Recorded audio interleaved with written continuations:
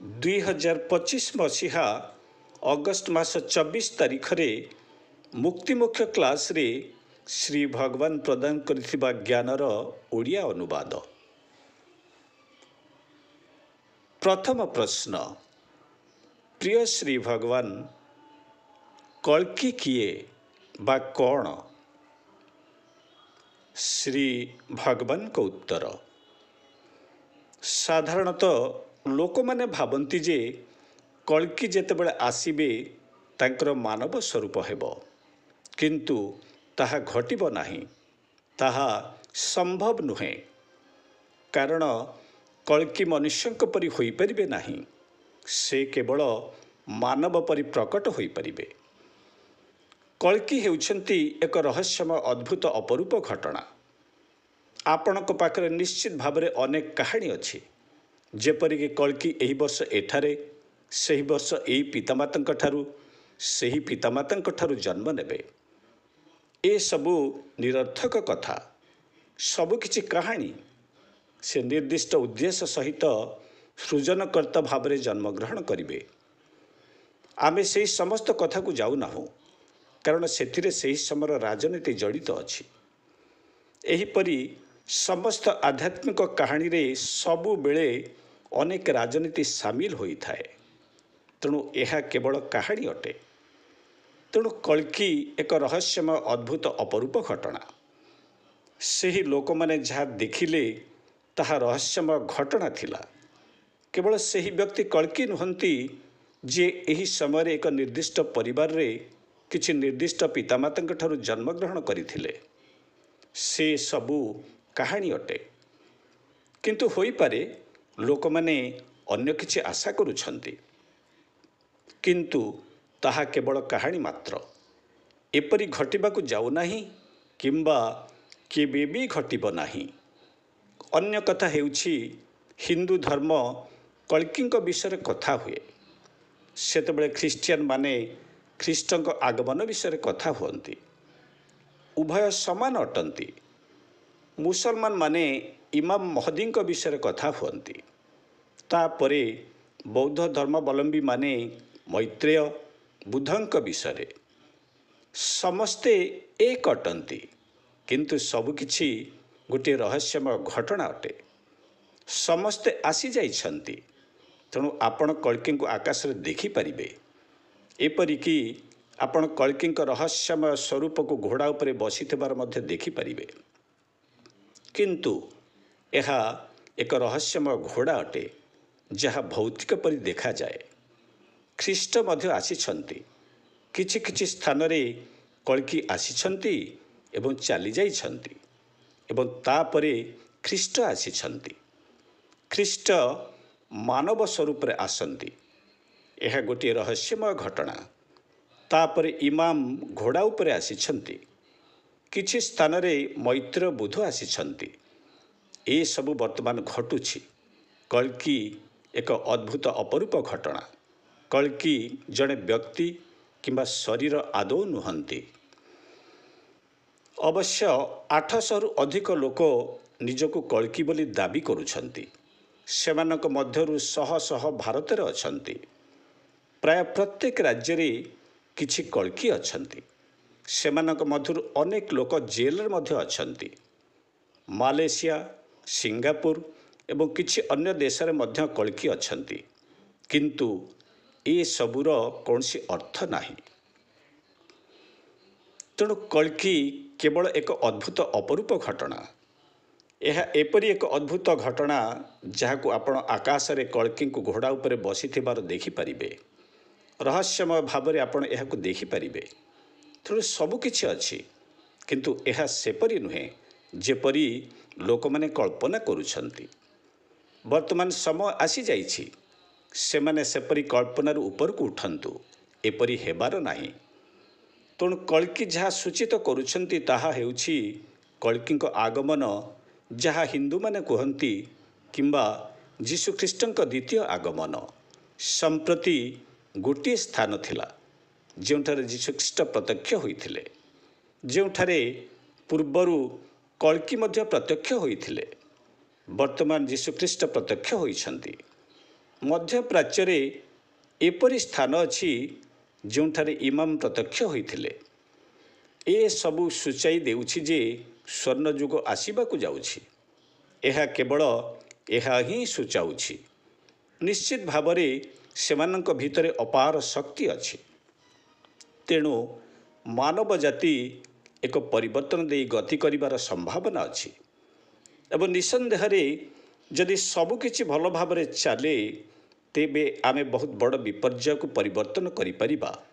ନଚେତ୍ ବଡ଼ ବଡ଼ ବିପର୍ଯ୍ୟୟ ସବୁ ଆସିପାରେ, ତାପରେ ପରିବର୍ତ୍ତନ ଘଟିବ। କିନ୍ତୁ ଏହା ଏପରି ଅଦ୍ଭୁତ ଅପରୂପ ଘଟଣା ଯାହା ବିଷୟରେ ଜାଣିବା ପାଇଁ ଆପଣଙ୍କୁ କଳ୍କୀଙ୍କୁ ବୁଝିବା ଆବଶ୍ୟକ। ସେ କୌଣସି ବ୍ୟକ୍ତି ନୁହନ୍ତି, ବରଂ ଜଣେ ମନୁଷ୍ୟ ପରି ପ୍ରତ୍ୟକ୍ଷ ହୋଇପାରନ୍ତି। ଜଣେ ମଣିଷ ଭାବରେ ଆପଣଙ୍କ ସହିତ ସମ୍ପର୍କ ସ୍ଥାପନ କରିବା ପାଇଁ ମନୁଷ୍ୟ ପରି ଦେଖାଯିବା ଦରକାର, ହାତୀ କିମ୍ବା ବାଘ ପରି ନୁହେଁ। ତେଣୁ ସେ ମନୁଷ୍ୟ ପରି ଦେଖାଯିବେ। କିଛି କିଛି ସମୟରେ ଅନ୍ୟ ସ୍ୱରୂପରେ ମଧ୍ୟ ପ୍ରତ୍ୟକ୍ଷ ହେବେ। କିନ୍ତୁ ଆପଣଙ୍କ ସହିତ ସମ୍ପର୍କ ସ୍ଥାପନ କରିବା ପାଇଁ ସର୍ବୋତ୍ତମ ମାର୍ଗ ହେଉଛି ମାନବ ରୂପ ଧାରଣ କରିବା।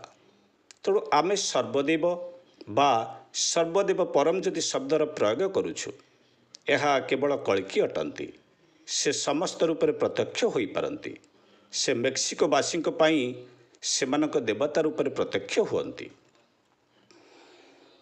ଥରେ ମୁଁ ଇଙ୍କାର ମୁଖିଆଙ୍କୁ ଭେଟିଥିଲି। ଦକ୍ଷିଣ ଆମେରିକାରେ ଇଙ୍କା ନାମକ ଜନଜାତିର ମୁଖ୍ୟ ମୋତେ ସାକ୍ଷାତ କରିବାକୁ ଆସିଥିଲେ। ଯେତେବେଳେ ମୁଁ ତାଙ୍କୁ ଭେଟିଥିଲି, ମୁଁ ତାଙ୍କୁ ପଚାରିଲି, ଆପଣଙ୍କ ଦେବତାଙ୍କ ସ୍ୱରୂପ କ'ଣ? ସେ କହିଲେ, ଯଦି ଆପଣ ସେମାନଙ୍କୁ ଦେଖିବେ ତେବେ ଆପଣ ସେହି ଦେବତାମାନଙ୍କୁ ଜାଣିପାରିବେ ନାହିଁ। ଯଦିଓ ଆମେ ଜାଣିଛୁ ଯେ ଏହା ଆମ ଦେବତାଙ୍କ ସ୍ୱରୂପ ନୁହେଁ, ତଥାପି ଆମେ ଏହାକୁ ସେହିପରି ଭାବରେ ତିଆରି କରିଛୁ। କାରଣ ଗୋରା ଲୋକମାନେ ଆମ ଉପରେ ବିଜୟ ପ୍ରାପ୍ତ କରିଥିଲେ। ଯଦି ସେମାନେ ଜାଣିଥାନ୍ତେ ଏହା ଆମର ଦେବତା ବୋଲି, ତେବେ ସେମାନେ ତାହାକୁ ନଷ୍ଟ କରିଦେଇଥାନ୍ତେ। ତେଣୁ ଏହାକୁ ଆମେ ଏପରି ଭାବରେ ତିଆରି କରିଥିଲୁ ଯେମିତି ସେମାନେ ଜାଣିପାରିବେ ନାହିଁ। ତେଣୁ ଆମର ଦେବତା ଅଛନ୍ତି, କିନ୍ତୁ ସେମାନେ ଆଶା କରୁଛନ୍ତି ସେମାନଙ୍କ ଦେବତା ମଧ୍ୟ ଫେରି ଆସିବେ। ତେଣୁ ମୁଁ ଭାବୁଛି ସାଧାରଣତଃ ଏପରି କୌଣସି ଆସ୍ଥା ନାହିଁ ଯେଉଁଠାରେ ଲୋକମାନେ ନିଜର ଈଶ୍ୱରଙ୍କୁ ଫେରି ଆସିବାର ଆଶା କରନ୍ତି ନାହିଁ। ଏହା ହେଉଛି କଳ୍କୀଙ୍କ ଅଦ୍ଭୁତ ଅପରୂପ ଘଟଣା। ଆମେ ଏହାକୁ ପ୍ରଥମ କଳ୍କୀ କହୁଛୁ। ତେଣୁ କୌଣସି ମନୁଷ୍ୟ ଯଦି କୌଣସି ପିତାମାତାଙ୍କ ଘରେ ଜନ୍ମ ନେବା ଏବଂ ଆପଣ ସେଥିରେ ଜଡ଼ିତ ହେବା ପାଇଁ ଅପେକ୍ଷା କରୁଛନ୍ତି, ତେବେ ଏପରି ଘଟିବାର ନାହିଁ। ଆଉ ଗୋଟିଏ କଥା, ମୁଁ କେବେ ବି କହିନାହିଁ ଯେ ମୁଁ କଳ୍କୀ ଅଟେ। କଳ୍କୀ ନାମ କିପରି ଆସିଲା? ଲୋକମାନେ ସେହି ନାମ ବ୍ୟବହାର କରୁଥିଲେ। ପ୍ରାୟ 30 ବର୍ଷ ପୂର୍ବରୁ ସେମାନେ ଏହା ବ୍ୟବହାର କରିବା ଆରମ୍ଭ କରିଥିଲେ ଏବଂ ଏହା ରହିଗଲା। ମୁଁ କଳ୍କୀ ନାମରୁ ମୁକ୍ତ ହେବା ପାଇଁ ମୁଁ ଅନେକ ଚେଷ୍ଟା କରିଥିଲି, ମାତ୍ର ଏହା ହୋଇପାରିଲା ନାହିଁ। ସେମାନେ କଳ୍କୀ ନାମ ସହିତ ଜଡ଼ିତ ହୋଇ ରହିଗଲେ। ମୋତେ କଳ୍କୀ ନାମରେ ଡାକିବାରେ ମୁଁ କୌଣସି ବିଶେଷ ଲାଭ ଦେଖୁନାହିଁ। ସେମାନଙ୍କ ପାଖରେ ଗୋଟିଏ ସୁବିଧା ଅଛି ଯାହାର ଲାଭ ଆପଣ ଉଠାଇ ପାରିବେ, ମାତ୍ର ଏହା ଦ୍ୱାରା ଆହୁରି ସମସ୍ୟା ସୃଷ୍ଟି ହେଉଛି। କିନ୍ତୁ ଏହା ମୋ ହୃଦୟରେ ରହିଗଲା। କେବଳ ଗୋଟିଏ ଭଲ କଥା ହେଉଛି କି ଅନେକ କଳ୍କୀ ଜେଲ୍ ଯାଉଛନ୍ତି କିମ୍ବା ଅନ୍ୟ କିଛି ହେଉଛି। ତେଣୁ ଏହା ହିଁ ଏକମାତ୍ର ରକ୍ଷାକାରୀ ଅନୁଗ୍ରହ। ଦ୍ୱିତୀୟ ପ୍ରଶ୍ନ, ପ୍ରିୟ ଶ୍ରୀ ଭଗବାନ, ସତ୍ୟ କ'ଣ? ଶ୍ରୀ ଭଗବାନଙ୍କ ଉତ୍ତର, ସତ୍ୟ କ'ଣ? ମୁଁ ଭାବୁଛି ମୁଁ ଥରେ ଆପଣମାନଙ୍କୁ ବୁଦ୍ଧଙ୍କ ବିଷୟରେ ମଧ୍ୟ କହିଥିଲି। ଯଦିଓ ସେମାନେ ଅନେକ ଗୁଡ଼ିଏ କାହାଣୀ କୁହନ୍ତି, କିନ୍ତୁ ପ୍ରକୃତ ସତ୍ୟ ହେଲା ବୁଦ୍ଧ ଜାଣିବାକୁ ଚାହୁଁଥିଲେ ଚରମ ସତ୍ୟ ଓ ସମ୍ପୂର୍ଣ୍ଣ ସତ୍ୟ କ'ଣ? ସେହି ପ୍ରଶ୍ନ ତାଙ୍କୁ ନିଜ ଭିତରେ ଖାଇଯାଉଥିଲା। ତେଣୁ ସେ ନିଜ ପତ୍ନୀ ଏବଂ ପୁଅ, ନବଜାତ ପୁତ୍ରକୁ ତ୍ୟାଗ କଲେ ଏବଂ ପରେ ଏହି ପ୍ରଶ୍ନର ଉତ୍ତର ଖୋଜିବା ପାଇଁ ଜଙ୍ଗଲକୁ ଚାଲିଗଲେ। ସତ୍ୟ କ'ଣ ଏବଂ ବିଶେଷ ଭାବରେ ସମ୍ପୂର୍ଣ୍ଣ ସତ୍ୟ କ'ଣ? 6 ବର୍ଷ ପର୍ଯ୍ୟନ୍ତ ସେ ଅନେକ ବିଚାରଧାରା, ଅନେକ ଭାରତୀୟ ଅନୁଶାସନ ଏବଂ ଅନେକ ଗୁରୁଙ୍କୁ ଅନୁସରଣ କଲେ। ବର୍ତ୍ତମାନ ଯେପରି ଅନେକ ଗୁରୁ ଅଛନ୍ତି, ସେହି ସମୟରେ ମଧ୍ୟ ଅନେକ ଗୁରୁ ଥିଲେ। ସର୍ବଦା ଭାରତ ଗୁରୁମାନଙ୍କ ଦ୍ୱାରା ପରିପୂର୍ଣ୍ଣ। ଏହା ହେଉଛି ଏହି ଦେଶର ସୌନ୍ଦର୍ଯ୍ୟ। ସେମାନଙ୍କ ମଧ୍ୟରୁ ବୁଦ୍ଧ ପ୍ରାୟ 64 ଜଣଙ୍କ ନିକଟକୁ ଗଲେ ଏବଂ ତାପରେ ସେ ମଧ୍ୟ କୌଣସି ଉତ୍ତର ପାଇଲେ ନାହିଁ। ଶେଷରେ ସେ ନିଜେ ପ୍ରୟାସ କଲେ ଏବଂ ସେ ଯାହା ଆବିଷ୍କାର କଲେ ତାହା ହେଲା ଚରମ ସତ୍ୟ ଭଳି କିଛି ନାହିଁ। ତାହା ହିଁ ହେଉଛି ମହାନ ଆବିଷ୍କାର ଏବଂ ଅନେକ ବୈଜ୍ଞାନିକ ମଧ୍ୟ ଏହା ଜାଣନ୍ତି ଯେ କୌଣସି ଚରମ ସତ୍ୟ ନାହିଁ। ତାହା କେବଳ ଏକ ମାନବ ଧାରଣା ଯାହା ସେହି ସମୟରେ ସତ୍ୟ ଅଟେ। ଅନ୍ୟ କିଛି ପରିବର୍ତ୍ତନ ଘଟିଲେ ଆପଣ ଦେଖିବେ ସେହି ସତ୍ୟ ଆଉ କିଛି ଭିନ୍ନ ହେବ। ଏହି ଯାତ୍ରା ଆଗକୁ ବଢ଼ି ଚାଲେ, କଦାପି ଶେଷ ହୁଏ ନାହିଁ। ଏହାର ଏକମାତ୍ର ଶେଷ ହେଉଛି ଆପଣ ଆବିଷ୍କାର କରିଛନ୍ତି ଯେ ଚରମ ସତ୍ୟ ଭଳି କୌଣସି ଜିନିଷ ହିଁ ନାହିଁ। ତେଣୁ ସତ୍ୟର ସନ୍ଧାନ ଜାରି ରଖନ୍ତୁ ନାହିଁ। ଏହା ବିଦ୍ୟମାନ ନାହିଁ। ଏହା କେବଳ ସାମୟିକ ଏବଂ ଏହା ଆପଣଙ୍କ ଚୈତନ୍ୟ ସ୍ତରର ଏକ ନିର୍ଦ୍ଦିଷ୍ଟ ସ୍ତର ଅଟେ। ଏହା ହିଁ ସବୁକିଛି। ଏହା ଥିଲା ବୁଦ୍ଧଙ୍କ ଆବିଷ୍କାର। ତୃତୀୟ ପ୍ରଶ୍ନ, ପ୍ରିୟ ଶ୍ରୀ ଭଗବାନ, ବ୍ରହ୍ମାଣ୍ଡ କ'ଣ? ଶ୍ରୀ ଭଗବାନଙ୍କ ଉତ୍ତର, ଗୋଟିଏ କିମ୍ବା ଦୁଇଟି ନୁହେଁ, ବହୁତ ଗୁଡ଼ିଏ ବ୍ରହ୍ମାଣ୍ଡ ଅଛି। କେବଳ ଏତିକି ନୁହେଁ, ଆପଣ ନିଜେ ଏକ ସମୟରେ ଅନେକ ବ୍ରହ୍ମାଣ୍ଡରେ ବିଦ୍ୟମାନ। ତେଣୁ ଚୈତନ୍ୟର ବିଭିନ୍ନ ସ୍ତରରେ ଆପଣ ବିଭିନ୍ନ ବ୍ରହ୍ମାଣ୍ଡକୁ ଅନୁଭବ କରିପାରିବେ। ତେଣୁ ଏହା ନୁହେଁ ଯେ ଆପଣ ଗୋଟିଏ ବ୍ରହ୍ମାଣ୍ଡରେ ଅଟକି ରହିଛନ୍ତି। ଅନେକ ଅନେକ ବ୍ରହ୍ମାଣ୍ଡ ଅଛି ଏବଂ ଆପଣ ଗୋଟିଏ ଦିନରେ ଅନେକ ବ୍ରହ୍ମାଣ୍ଡ ଭିତରକୁ ଯାଇପାରିବେ ଏବଂ ବାହାରକୁ ଆସିପାରିବେ। ଆପଣଙ୍କର ଚୈତନ୍ୟର ପରିବର୍ତ୍ତନ ହେଲେ ଆପଣ ଏଥିରୁ ବାହାରି ଆସିପାରିବେ। ତେଣୁ ଏକ ନିର୍ଦ୍ଦିଷ୍ଟ ବ୍ରହ୍ମାଣ୍ଡ ବୋଲି କିଛି ନାହିଁ। ଆପଣ ଭାବିପାରନ୍ତି ଯେ ମୁଁ ଏହି ବ୍ରହ୍ମାଣ୍ଡରେ ଅଛି ବା ଅନ୍ୟ କେଉଁ ବ୍ରହ୍ମାଣ୍ଡରେ ବା ଏହା ମୋ ବ୍ରହ୍ମାଣ୍ଡ। ଆପଣ ନିଜେ ଅନେକ ଶରୀରରେ ଅଛନ୍ତି, ଅନେକ ବ୍ରହ୍ମାଣ୍ଡରେ ଅଛନ୍ତି। ମୁଁ ଏବେ ଆପଣଙ୍କୁ ଏ ବିଷୟରେ ଅଧିକ କହିବି ନାହିଁ, କାରଣ ମୁଁ କ୍ୱାଣ୍ଟମ୍ କମ୍ପ୍ୟୁଟରକୁ ଅପେକ୍ଷା କରିଛି। ମୁଁ କିଛି ଉଦାହରଣ ଦେବାକୁ ଯାଉଛି, ନଚେତ୍ ଆପଣ ଭାବିବେ ଏହା ଏକ କାହାଣୀ। ଏହା କିପରି ସମ୍ଭବ ଏବଂ କ'ଣ ମୁଁ ଆପଣଙ୍କୁ କହିପାରିବି? ତେଣୁ ଆପଣ ଏହି ଭୌତିକ ଶରୀରରେ, ଏହି ବ୍ରହ୍ମାଣ୍ଡରେ ଫସି ରହିଥିବା ବ୍ୟକ୍ତି ନୁହନ୍ତି। ଆପଣ ଅନେକ ଶରୀରରେ, ଅନେକ ବ୍ରହ୍ମାଣ୍ଡରେ ଅଛନ୍ତି, ଅନେକ ଗ୍ରହରେ ନୁହନ୍ତି। ଆହୁରି ଅନେକ କିଛି ଅଛି ଯାହା ବର୍ତ୍ତମାନ ମୁଁ ଆପଣଙ୍କୁ କହୁନାହିଁ। ତେଣୁ ସମଗ୍ର ବ୍ରହ୍ମାଣ୍ଡ ବିଷୟରେ ଆପଣଙ୍କର ଧାରଣା ସମ୍ପୂର୍ଣ୍ଣ ସତ୍ୟ ନୁହେଁ ଏବଂ ଏହା ବହୁତ ଭିନ୍ନ। ତେଣୁ ଏହା ବିଷୟରେ କହିବାରେ କୌଣସି ଲାଭ ନାହିଁ। ପ୍ରଶ୍ନ ହେଉଛି, ବ୍ରହ୍ମାଣ୍ଡ କ'ଣ? ତେବେ ଆମେ କେଉଁ ବ୍ରହ୍ମାଣ୍ଡ ବିଷୟରେ ଆଲୋଚନା କରିବା? ବର୍ତ୍ତମାନରେ ଅନେକ ବ୍ରହ୍ମାଣ୍ଡରେ ଆପଣଙ୍କର ଅସ୍ତିତ୍ୱ ରହିଛି। ଆପଣ କୌଣସି ଗୋଟିଏ ପ୍ରାଣୀ ନୁହନ୍ତି ଯିଏ ପୃଥିବୀରେ କୌଣସି ଦେଶରେ, ଭାରତରେ କୌଣସି ସ୍ଥାନରେ ସ୍ତ୍ରୀ ଏବଂ ପିଲାଙ୍କ ସହିତ ରହୁଛନ୍ତି, ଏପରି ନୁହେଁ। ତେଣୁ ଆପଣ ବିଭିନ୍ନ ସ୍ଥାନରେ ଏକ ସମୟରେ ଅଲଗା ଅଲଗା ରୂପରେ ଅଛନ୍ତି। ତେଣୁ ଆମେ ନିର୍ଦ୍ଦିଷ୍ଟ ଭାବରେ କହିପାରିବା ନାହିଁ ଯେ ଆପଣ ଏଠାରେ ଅଛନ୍ତି। ମନେ କରନ୍ତୁ ଆପଣ ଏକା ସମୟରେ ସମସ୍ତ ସ୍ଥାନରେ ଅଛନ୍ତି। ଆମେ କେଉଁଟିକୁ ଗ୍ରହଣ କରିବା? କିଛି ବର୍ଷ ପୂର୍ବେ ଏମିତି ଘଟଣା ଘଟିଥିଲା। ଆମେରିକା ଜଣେ ଭାରତୀୟ ମହିଳାଙ୍କର ସ୍ୱାମୀଙ୍କ ହାର୍ଭାର୍ଡରେ ପ୍ରଫେସର ଥିଲେ। ଦିନେ ସେମାନେ ଫ୍ରି ୱେରେ ଗାଡ଼ି ଚଳାଇ ଯାଉଥିଲେ। ହଠାତ୍ ଗାଡ଼ିଟି ଓଲଟି ପଡ଼ିଲା ଏବଂ ସ୍ୱାମୀଙ୍କର ତୁରନ୍ତ ମୃତ୍ୟୁ ଘଟିଲା। ତାଙ୍କ ପୁଅ, ଝିଅ ଏବଂ ସେ ବଞ୍ଚିଗଲେ ଏବଂ ହେଲିକପ୍ଟର ଆସି ତାଙ୍କୁ ଉଦ୍ଧାର କଲା। ଅବଶ୍ୟ ସେହି ବ୍ୟକ୍ତି ଯଥେଷ୍ଟ ଟଙ୍କା ରୋଜଗାର କରିଥିଲେ, ବୀମା କରାଯାଇଥିଲା, ତେଣୁ ସେମାନଙ୍କର କୌଣସି ଆର୍ଥିକ ସମସ୍ୟା ନଥିଲା। ସେ ମହିଳାଙ୍କର ସ୍ୱାମୀ ବହୁତ ଭଲ ମଣିଷ ଥିଲେ। ତାଙ୍କ ବିୟୋଗରେ ସେ ବହୁତ ଦୁଃଖିତ ଅନୁଭବ କରୁଥିଲେ। ସେ ଭାବୁଥିଲେ ଏତେ ଭଲ ମଣିଷ ହୋଇ କିପରି ସେ ମରିଗଲେ ଏବଂ ଆମେ କେବଳ 3 ଜଣ ବଞ୍ଚିପାରିଲୁ।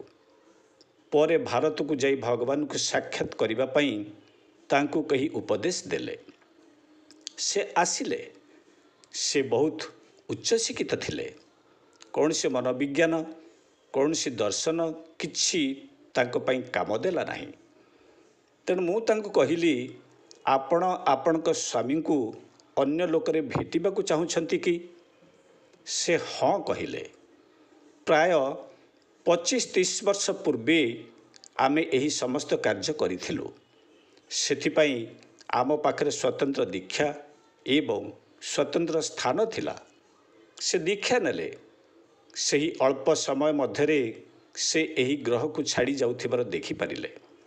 ଏହା ତାଙ୍କର ଅନୁଭୂତି ଥିଲା ଏବଂ ସେହି ସମୟରେ ସେ ଅନ୍ତର୍ଦ୍ଧାନ ହୋଇଯାଇଥିଲେ ଏବଂ ସେ ଆଉ ଏକ ଦୁନିଆରେ ଥିଲେ।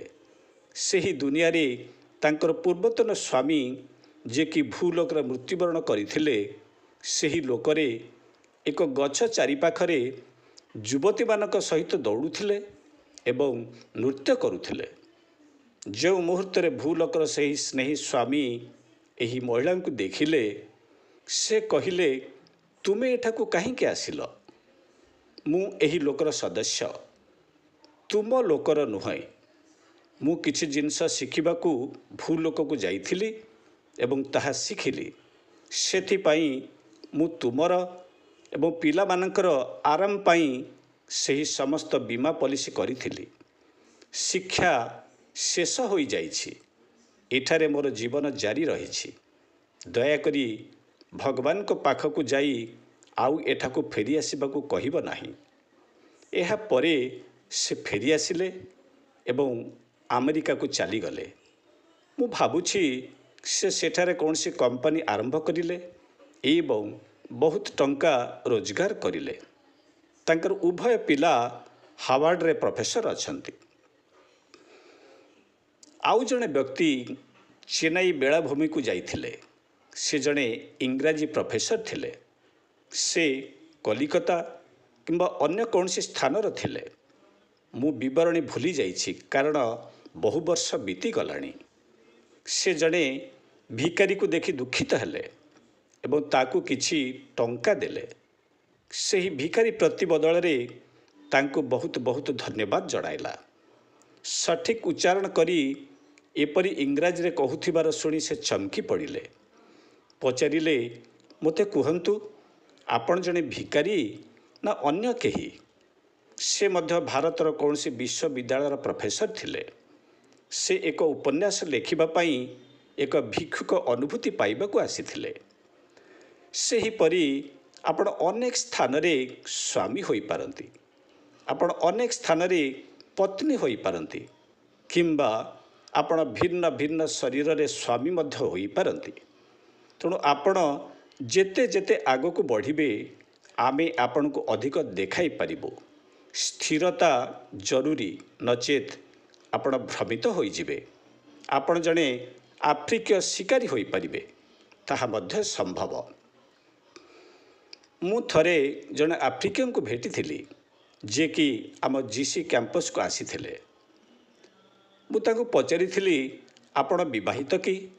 ସେ କହିଥିଲେ, ହଁ, ମୁଁ ବିବାହ କରିବା ପାଇଁ ସମ୍ପୂର୍ଣ୍ଣ ଯୋଗ୍ୟ। ମୁଁ ତାଙ୍କୁ ପଚାରିଲି, ବିବାହ ପାଇଁ ଯୋଗ୍ୟ ବୋଲି କହିବାର ଅର୍ଥ କ'ଣ? ସେ ଉଗାଣ୍ଡା ନିକଟବର୍ତ୍ତୀ କୌଣସି ସମ୍ପ୍ରଦାୟର ବ୍ୟକ୍ତି ଥିଲେ।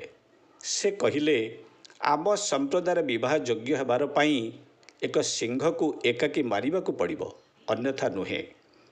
କିନ୍ତୁ ବର୍ତ୍ତମାନ ମୁଁ ଜଣେ ଖ୍ରୀଷ୍ଟିଆନ, ତେଣୁ ମୁଁ ଆପଣଙ୍କୁ ଏହିପରି ଶିକାର ବିଷୟରେ କହୁନାହିଁ।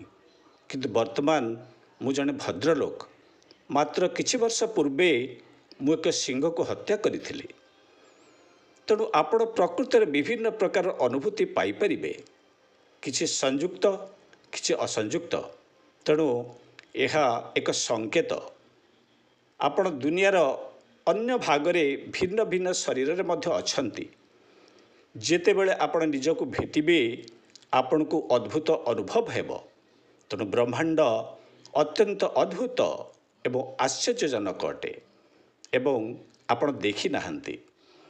ମୁଁ ଲୋକଙ୍କୁ ଦେଖିଛି ଯାହାଙ୍କୁ ଆମେ ଏ ଆଉ ବି କହିପାରିବା।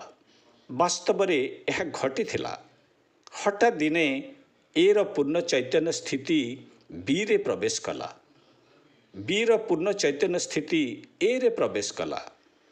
ଏହା ହଜାର ହଜାର ମାଇଲ ଦୂରରେ ରହି ମଧ୍ୟ ହୋଇପାରିବ। ସେମାନେ ଅଲଗା ରହୁଥିଲେ କିନ୍ତୁ ସେମାନେ କୌଣସି ପ୍ରକାରେ ଆମ ସଂସ୍ପର୍ଶରେ ଆସିଲେ ଏବଂ ଏ ବି ହେଲା, ବି ଏ ହେଲେ। ଏହାକୁ ଆପଣ କିପରି ବ୍ୟାଖ୍ୟା କରିବେ? ଏହି ବ୍ରହ୍ମାଣ୍ଡ ବହୁତ ଅଦ୍ଭୁତ। ତେଣୁ ଏହି ବ୍ରହ୍ମାଣ୍ଡ କ'ଣ ପ୍ରଶ୍ନର ଉତ୍ତର ଦେଇ ହେବ ନାହିଁ। ଚତୁର୍ଥ ପ୍ରଶ୍ନ, ପ୍ରିୟ ଶ୍ରୀ ଭଗବାନ, ଧର୍ମ କ'ଣ? ଶ୍ରୀ ଭଗବାନଙ୍କ ଉତ୍ତର, ଧର୍ମ ହଜାର ହଜାର ବର୍ଷ ଧରି ବ୍ୟବହୃତ ହୋଇ ଆସୁଅଛି। ଏହାର ଭିନ୍ନ ଭିନ୍ନ ଅର୍ଥ ରହିଛି। ମୂଳତଃ ସରଳ ଭାଷାରେ ଏହାର ଅର୍ଥ ହେଉଛି ମାର୍ଗ। ଏହା ହେଉଛି ଏକ ଛୋଟ ଶବ୍ଦ ତାଓ ବା ମାର୍ଗ। ଧରି ନିଅନ୍ତୁ ଆମେ ବର୍ଷା ବିଷୟରେ କହିବା। ବର୍ଷା ହେବାର ପ୍ରକ୍ରିୟା ଆପଣ ଜାଣନ୍ତି। ତାହା ହେଉଛି ବର୍ଷାର ଧର୍ମ। ପଦାର୍ଥ ବିଜ୍ଞାନର ଏକ ସିଦ୍ଧାନ୍ତ ହେଉଛି ପଦାର୍ଥ ବିଜ୍ଞାନର ଏକ ଧର୍ମ। ଏହା କିପରି କାର୍ଯ୍ୟ କରେ? ସାମାଜିକ ଆଚରଣ ଯାହାକି ଏକ ନିର୍ଦ୍ଦିଷ୍ଟ ଢାଞ୍ଚା ଗୁଡ଼ିକୁ ଅନୁସରଣ କରେ, ତାହା ହେଉଛି ଧର୍ମ। ଯେକୌଣସି କ୍ଷେତ୍ରରେ ଯାହା ବି ହେଉ, ଏହା ମନୋବିଜ୍ଞାନ ହୋଇପାରେ, ଏହା ଦର୍ଶନ ଶାସ୍ତ୍ର ହୋଇପାରେ, ଅର୍ଥନୀତି ହୋଇପାରେ, ରାଜନୀତି ହୋଇପାରେ, ଗଣିତ ହୋଇପାରେ, ତାହା ଯେକୌଣସି ବି ଉପାୟରେ କରାଯାଏ, ତାହା ହେଉଛି ଧର୍ମ। ସାଧାରଣରେ ଆପଣ ଜଣେ ଧର୍ମବାଦୀ, ତାହା ହେଉଛି ଗୋଟିଏ ମାର୍ଗ। କିନ୍ତୁ ସରଳ ଅର୍ଥ ହେଉଛି ଆପଣ ଯାହା କରନ୍ତି ଆପଣଙ୍କ ସହ ସେପରି ଘଟେ। ଯଦି ଆପଣ ଭଲ କରନ୍ତି ତେବେ ତାହା ଆପଣଙ୍କ ପାଖକୁ ଆସେ। ଏହା ହିଁ ହେଉଛି ଧର୍ମ। ଯଦି ଆପଣ ଖରାପ କାର୍ଯ୍ୟ କରନ୍ତି ତାହେଲେ ଖରାପ ଜିନିଷ ଘଟିବ। ତାହା ହେଉଛି ଧର୍ମ। ଯଦି ଆପଣ କଠିନ ପରିଶ୍ରମ କରି ଅଧ୍ୟୟନ କରନ୍ତି ତାହା ବହୁତ ଭଲ। ଯଦି ଆପଣ ଆଦୌ ଅଧ୍ୟୟନ କରନ୍ତି ନାହିଁ ତେବେ ଆପଣ ବିଫଳ ହୋଇପାରନ୍ତି। ତାହା ହେଉଛି ଧର୍ମର ଅଧ୍ୟୟନ। ପଞ୍ଚମ ପ୍ରଶ୍ନ, ପ୍ରିୟ ଶ୍ରୀ ଭଗବାନ, ଅନ୍ତର୍ଯ୍ୟାମୀ କ'ଣ? ଶ୍ରୀ ଭଗବାନଙ୍କ ଉତ୍ତର, ବ୍ରହ୍ମାଣ୍ଡ ଆପଣଙ୍କୁ ଏକ ଅତ୍ୟନ୍ତ ଅଦ୍ଭୁତ କଥା କହିଛି। ଏହା ନିରନ୍ତର ଆପଣଙ୍କ ସହିତ ସଂଯୋଗରେ ରହିବାର ଏକ ଅଦ୍ଭୁତ ମାର୍ଗ। ଏହିପରି ଭାବରେ ଏହାର ସଂରଚନା କରାଯାଇଛି। ଏହି ବ୍ରହ୍ମାଣ୍ଡ ଆପଣଙ୍କ ସହିତ ଯୋଗାଯୋଗ କରୁଛି, ଯାହାକୁ ଆମେ ଅନ୍ତର୍ଯ୍ୟାମୀ ବୋଲି କହୁ। ଆପଣ କେଉଁ ଦେବତାଙ୍କୁ ପୂଜା କରନ୍ତି ଏହା ନିଶ୍ଚିତ ଭାବରେ ତାହା ଉପରେ ନିର୍ଭର କରେ। ଆପଣ ଯେଉଁ ନିର୍ଦ୍ଦିଷ୍ଟ ଦେବତାଙ୍କୁ ପୂଜା କରନ୍ତି ଏହା ସେହି ରୂପ ନେବ। କିନ୍ତୁ ଏହା ମୂଳତଃ ବ୍ରହ୍ମାଣ୍ଡ ଆପଣଙ୍କ ସହିତ କରୁଥିବା ଯୋଗାଯୋଗ, ଯାହାଦ୍ୱାରା ଏହା ଆପଣଙ୍କୁ ସାହାଯ୍ୟ କରିପାରିବ। ଅବଶ୍ୟ ଏହା ବିଭିନ୍ନ ଲୋକ, ବିଭିନ୍ନ ସଂସ୍କୃତି ପାଇଁ ଭିନ୍ନ ଭିନ୍ନ ହୋଇଥାଏ। ଉଦାହରଣ ସ୍ୱରୂପ ଜଣେ ବ୍ୟକ୍ତି ମୋ ପାଖକୁ ଆସିଥିଲେ। ଏକ ଭିନ୍ନ ସ୍ଥାନ କାଜାକସ୍ତାନରୁ ଆସିଥିଲେ। ତେଣୁ ସେ ମୋତେ କହିଲେ, ମୁଁ ଜାଣେ ଆପଣଙ୍କର ଏକ ଭିନ୍ନ ବିଶ୍ୱାସ ଅଛି ଏବଂ ମୋର ମଧ୍ୟ ଏକ ଭିନ୍ନ ବିଶ୍ୱାସ ଅଛି। କିନ୍ତୁ ଏକଥା ସ୍ପଷ୍ଟ ହୁଅନ୍ତୁ ଯେ ଆପଣମାନେ ମୋର ଆସ୍ଥାକୁ ପରିବର୍ତ୍ତନ କରିବା ଉଚିତ ନୁହେଁ କିମ୍ବା ମୋର ବିଶ୍ୱାସକୁ ପ୍ରଭାବିତ କରିବା ଉଚିତ ନୁହେଁ। आमे ताहा करिबु नाही बोली कहिलु। तांकर संजोग केवल तांक ईश्वर ट्रेंगिंग सहित हेबाकु से चाहुथिले। तेणु जीसीर 3 नंबर कैंपस रे आमे तांक पई प्रक्रिया करिलु एवं टेंगरी तांक मध्यरे आसिले।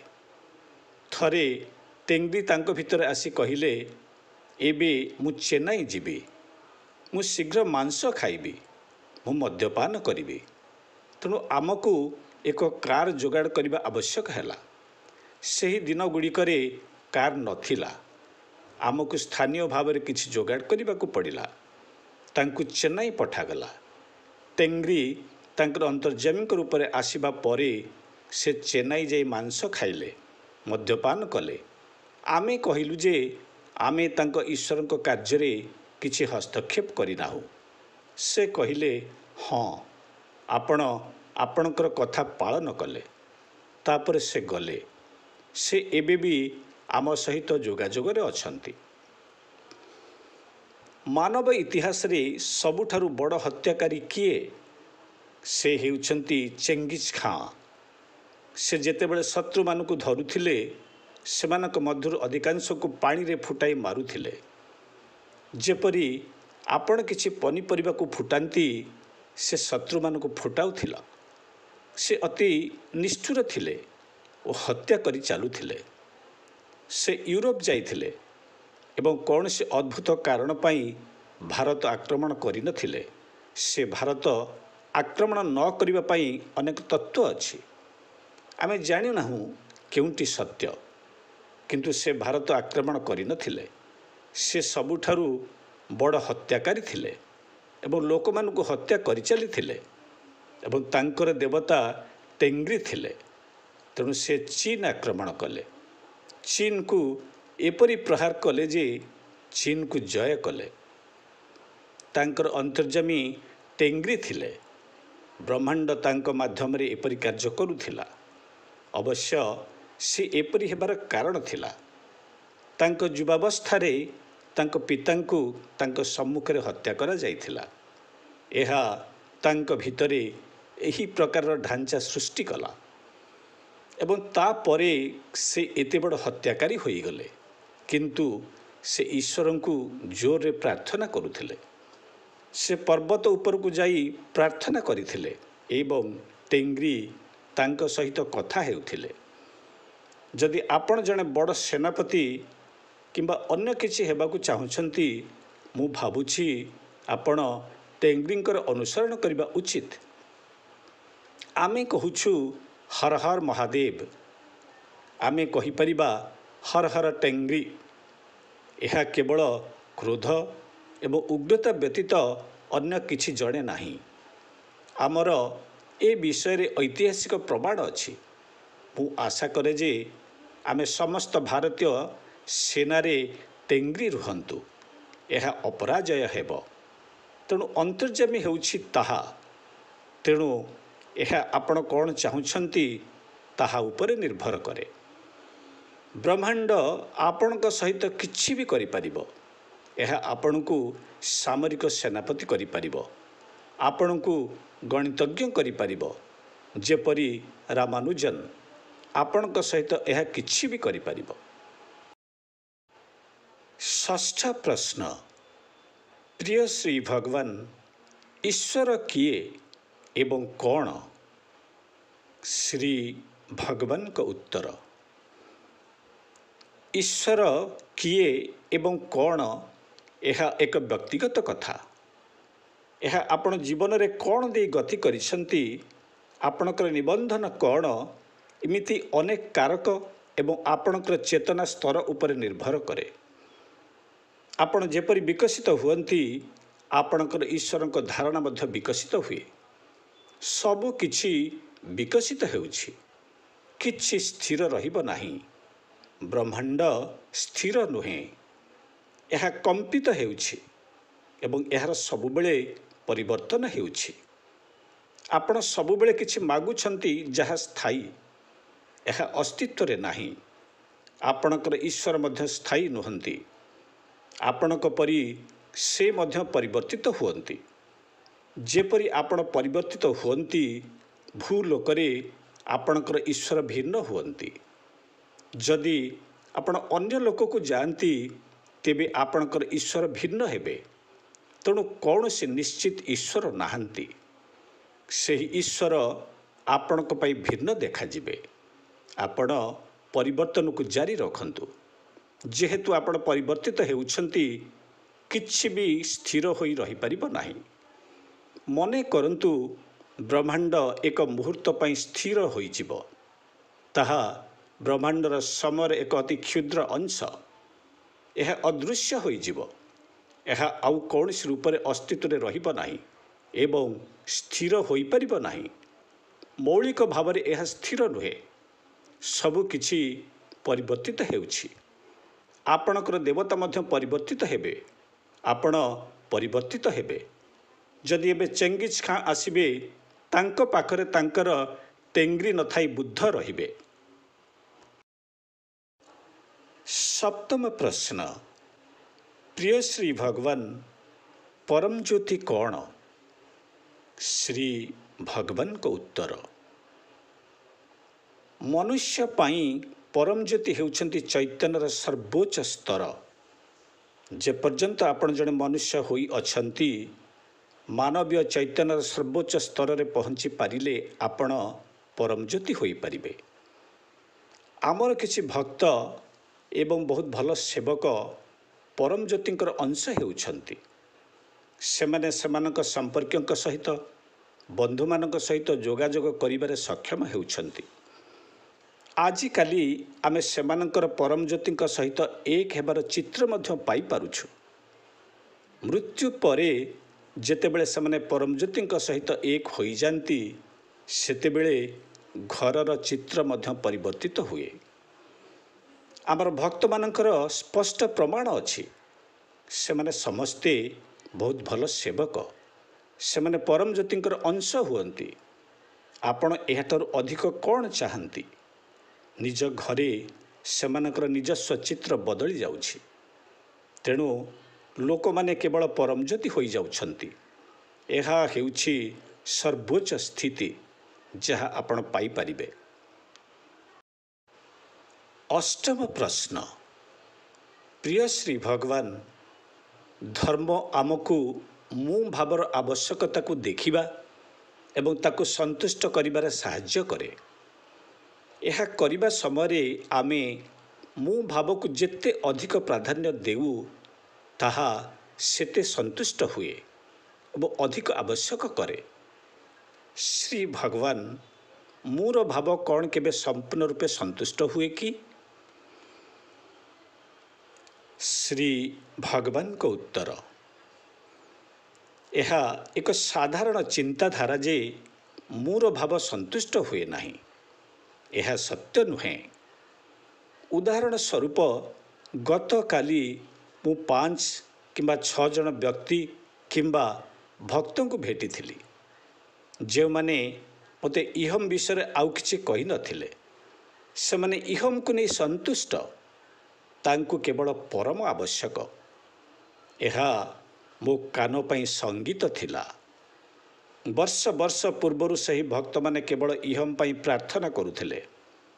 ଏବେ ତାଙ୍କର ଇହମ୍ ପୂରଣ ହୋଇଛି। ତେଣୁ ଏବେ ସେମାନେ କେବଳ ପରମ ବିଷୟରେ କହିଲେ। ମୁଁ ସ୍ପଷ୍ଟ ଭାବରେ ସେମାନଙ୍କର କହିବା ଦେଖିପାରୁଥିଲି। ଏହା ପରିବର୍ତ୍ତିତ ହୋଇଛି। ସେମାନେ ସନ୍ତୁଷ୍ଟ, ତାହା ଯଥେଷ୍ଟ।